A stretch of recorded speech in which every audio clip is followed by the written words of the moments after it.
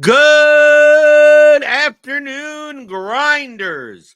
Welcome to your MLB SimLabs analysis for Monday, April 7th here on RotoGrinders. I'm Jordan Cooper, aka BlenderHD, BlenderHD. If you want to follow me on Twitter, so give me that thumbs up button on your way in the door. Hit that subscribe button if you're new here. Hit that notification bell to always know when we go live. Remember, tune in to Grinders Live later today, 5 p.m. Eastern. And immediately following that is Crunch Time. And Kevin Roth is hosting our Crunch Time as he always does, giving us the weather report for today. And it looks pretty bleak. But for this main 7-game slate tonight, really only one game to really worry about. I guess the Rangers-Cubs game.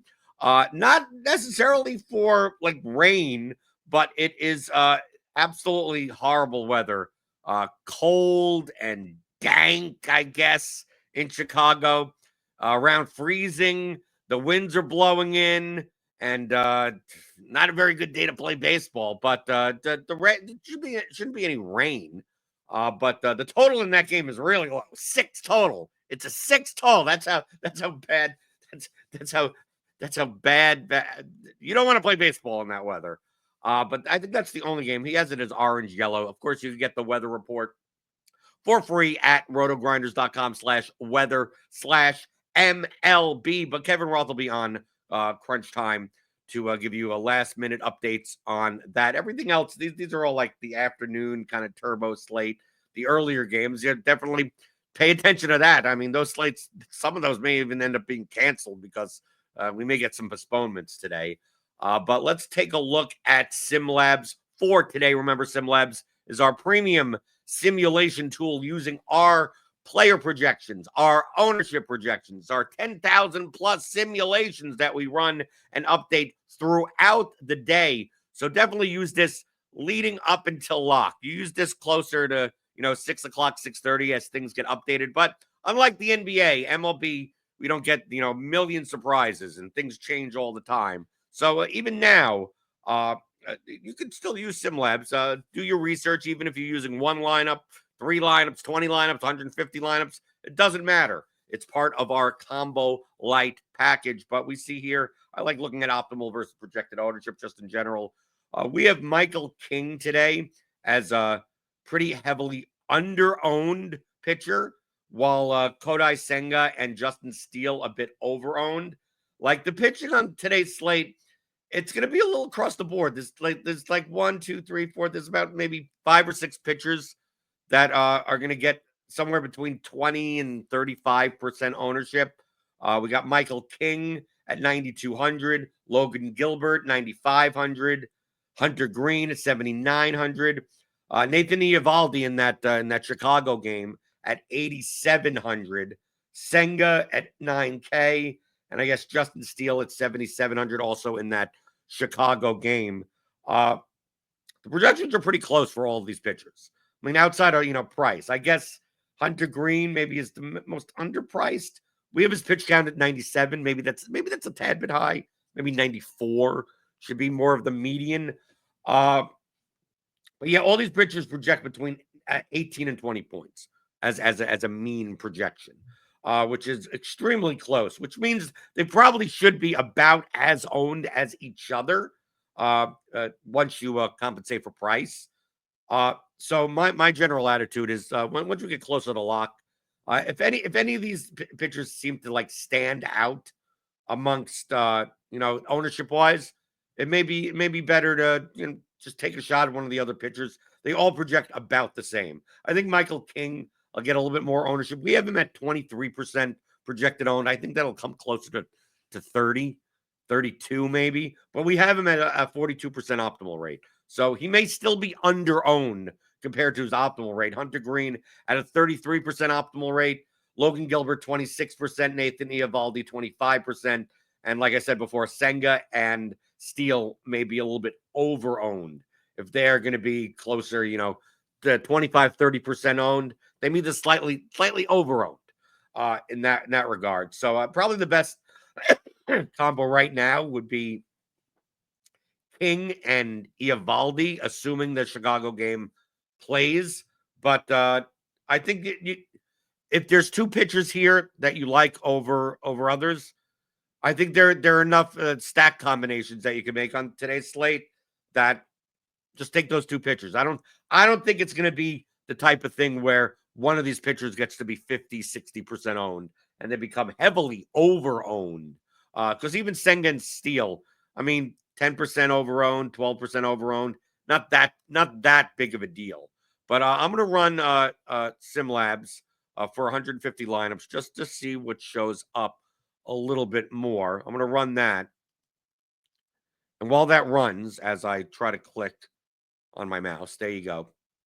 Going to take a look at the top stacks tool that we have here at RotoGrinders, just to get a sense of, we have Padres. I mean, this is the point. What I mean by the pitchers. This is I don't want to say it. I know I'm known for saying it. This is kind of a play wherever you want type of slate. Okay, because we got like 6 pitchers that are all viable to play. Play 2 of those 6 pitchers, and then look at the optimal rates of all these stacks. Like they're close enough to each other. You got the Padres against Severino up top at 13.97%, right? None of these stacks are that expensive. I guess Texas is a little expensive against Steele, and that's just like hard. Like, do you really want to play a team with a 2.86 implied run total? I don't know. I don't. But we have them at 10% optimal. Sorry about my voice. Still getting over this cold. We got Baltimore 10%, Royals 10%, Seattle 11%, Cincinnati 11% against Logan Webb. Even Minnesota's probably the vomit stacks today are Seattle and Minnesota, because you can see from the top value percentage column here. So you're thinking from a point per dollar perspective for the stack. So Seattle against Hayden Wesneski and Minnesota against Michael Lorenzen. I mean, we could fit stacks in there. I mean, no, the thing is that we take a look at these totals today, and like San Diego has the highest total, implied team total at 4.66. The Mets 4.46. Arizona 4.4. Baltimore 4.1. Kansas City 4.1. I mean, like everything else is in the 3s. I mean, this may not be the highest scoring, is the most scoring of slates. So your exposure to like all these teams, like I said with the pitchers, it's kind of even here. So you got like 6 pitchers to choose from, and maybe like you could have the slate. If you wanted to stack many of these teams, I wouldn't call you nuts for doing so.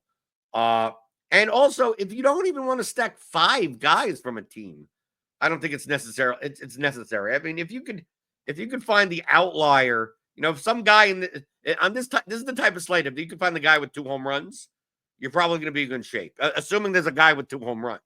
If you could find the 3-man stack that is representative of like the 5 runs in one game, right? Because maybe that's the highest scoring game on today's slate. On the reverse, if there's one team that goes off for like 14 runs, you won. Because I mean, the likelihood of getting multiple of those types of teams on this slate is probably low.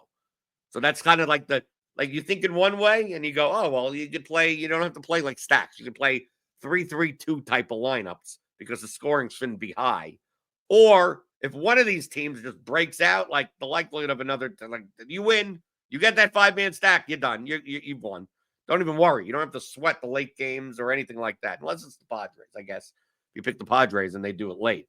But we ran SimLabs, and let me take a look at what's showing up in the exposures right now. So we're getting, like, from a pitcher's perspective, a lot of Michael King, Hunter Green, Eovaldi, right? Not as much Gilbert at 9,500. He's the most expensive pitcher.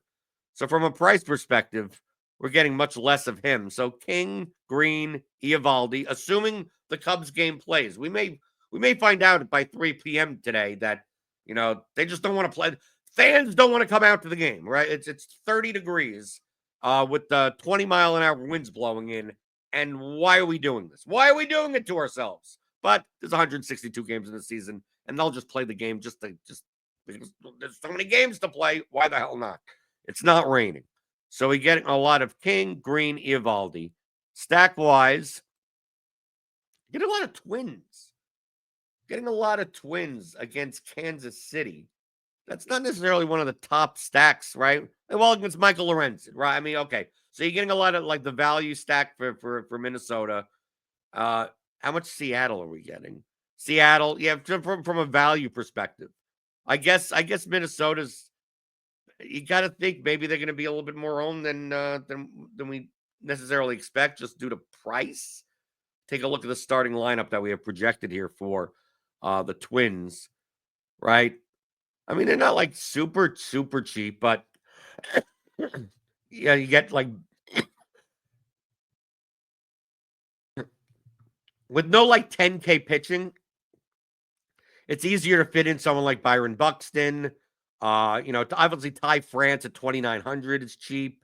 Willie Castro fits into a bunch of lineups. Yeah, I mean it's not like it's not that vomity. It really isn't as vomity as I would have thought.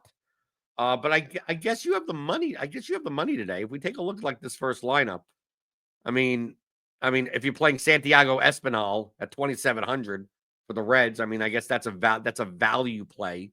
Like, is there anyone that stands out as far as that is concerned? Like these one-offs. So look, you can see here on the exposures, a lot of Twins, a lot of Jordan Westberg. I guess 4,800. No, I guess we're getting some Orioles. And then we're getting obviously if you pay up at shortstop, you have Bobby Witt. But no, we're getting a lot of Baltimore Twins. Like that seems to be SimLabs' highest rated construction would be a mix of the Orioles and the Twins today. Because even some of these, like we're getting some. Here's a 5-3 lineup. I mean, I always like these super correlated lineups. 5-3 with the Astros, even though the Astros don't have a high team total. And actually, this gets you leverage on Logan Gilbert, right? If Logan Gilbert's going to be 30% owned at 9,500, playing the Astros against him, even with a 3.09 implied run total, right? You play Walker, Paredes, out. I mean, you're playing the main guys, kind of in the Astros lineup, and then you mix that in with like the Twins vomit stack, which isn't all that vomity, right? You're still getting Correa, right? You get Ryan Jeffers in here, Matt Wallner. You still, I mean, you're playing Harrison Bader, with the 9 spot, but a really low on Christian Walker at 1.92% owned. So I don't mind this, right? With King Green. I mean, that's kind of like the two top options today, according to SimLabs. So no, I don't mind this lineup. And this, this is a highly leveraged lineup. I like this. I like this lineup. So to play 5-man Twins, 3-man Astros, and you leverage against Logan Gilbert. But remember, if you're playing 3 lineups, you don't have to play like the same type of lineup 3 times. So it's quite possible you can play this lineup and then play a Logan Gilbert lineup also. Right? If you're playing 20 lineups, you can play Michael King and you can play the Athletics. Then 2 different lineups. Maybe not the A's today, but I mean, you get what I'm saying. Right? So it's not like that. I always say on these shows that it's not about players, it's about lineups. So there are instances where Logan Gilbert gives up a bunch of runs or enough runs against the Astros that that he's not optimal. He ends up with 6 fantasy points. Doesn't mean he gets killed or anything. Doesn't mean the Astros put up 10 runs, but the majority the meat of the Astros lineup hit Logan Gilbert, and which means that he doesn't become an optimal pitcher, and the Astros become more optimal as a stack. And then there are instances where Logan Gilbert goes out and scores 32 fantasy points and strikes out 11 guys. I mean, there are instances of that. There are an entire range of outcomes like that. That's why the projections you look at, they're all mean projections. They're the average. They're the middle, right in the middle. But yeah, I don't mind if you're not going to play Logan Gilbert. I think the Astros are fine. Let's see, whatever we have. We're not getting really the Giants. I guess the Royals. The Royals are a little bit expensive, I guess, but you're not getting much leverage against against who? Against Woods Richardson. I mean, you're not getting much. Padres have the highest optimal rate. I mean, by a little bit, and we're barely getting any of them. Cincinnati. I think it's more of a price. I really just think it's more of a price thing. I think with all these teams so closely packed together, playing a Seattle or a Minnesota just for the sake of price, why the hell not? It's just that it's about this about similar optimal rates and cheaper, right? That's why you're not getting that much of the Mets or the Rangers, I guess. Although, I mean, I really taking bats in that Chicago game. Can you take one? Sure, but God bless you if you take five guys from a team with from a team with a game with a 6 total in it. So what else can we do in SimLabs? So let's take a look. Like if we were to, let's say, exclude, because you could do this, you could do this right in SimLabs. So if you have an idea of who you want to play, let's say we want to play, we want to lock in, and we do want to play Green and King, right? So we could just like limit the lineups to just the combinations that we want to play. Because I mean, you could play anything. So let's say we don't want to play, we want to play Green and King, so we don't have to exclude Gilbert and everything. We don't necessarily, well, I'm just going to take out, we don't even necessarily have to like force in a stack, right? And we're gonna exclude. Are we gonna exclude anything? What teams should we exclude? Like the expensive stuff? Well, let's see what comes up out of 20. I'm just gonna put in with no stacks. With like, it's gonna naturally stack. But let's just see what happens with 20 for small field, medium results range. This thing works so quickly. Why not do a little bit of research? Right, 2-3 seconds, it's done. Right. So we see here. I mean, look. I mean, literally the first lineup that comes up is the one that we were showing before. 93, 89. I mean, there are plenty of lineups like this. Right. So what do we get a lot of here? Right. Just like I said before, we get that the lineup we looked at before with the Minnesota, Houston 5-3 lineup. And then here we go with Baltimore. You get 4-man Baltimore, 3-man Seattle, and MJ Melendez as a one-off at 3K, which I think is fine. I mean, no one here is like absurdly low owned, right? I mean, yeah, you get Rowdy. It's basically bottom of the, it's kind of like sort of bottom of the order, Mariners. But Rowdy Tellers is only 2,200. I mean, he's probably going to get a 0. Just understand that. That is the range of outcomes is not, you're not going to see many Rowdy Tellers 5-point games. It's going to be 0. It's going to be like 28. But even without like forcing in stack sizes, SimLabs, it simulates the games. And we all know in MLB, because the correlation between batters is so high, that naturally the best lineups to play in DFS are going to be stacked lineups to some degree. Because here's Minnesota, 2-man Kansas City, and Eugenio Suarez as a one-off. There you go. Here's 4-man Seattle, then a whole bunch of one-offs. Right? You got 4-man Seattle, 2 San Diego, and so 4-2-1-1. Perfectly fine. There's no one here that's under 4% owned. Perfectly fine. Here's 5-man Houston. Here's the leverage lineup. And you can even see here, like look in SimLabs, the top 100 of this lineup is very high. But the projection and the ownership is low, and in the money is low. So this is like high variance lineup. So you're playing Michael King, Hunter Green, and you're playing a 5-man Astros stack against Logan Gilbert. You're fitting in Polanco, Julio Rodriguez, and Gabriel Moreno to that lineup. But I mean, the Astros stack is going to be pretty damn low owned today. And although they're facing Logan Gilbert, I mean, you're still playing the Astros. The Astros are a good hitting team.